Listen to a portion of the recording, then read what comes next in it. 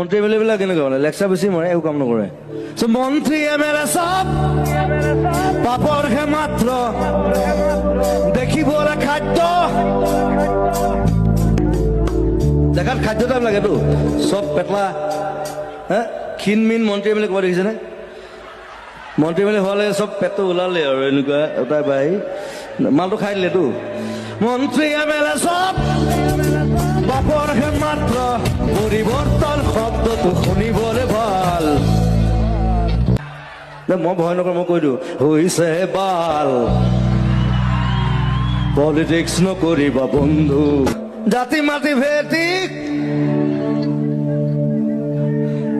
গম পাইছে মই কি লিখিছিলো মাৰি আছ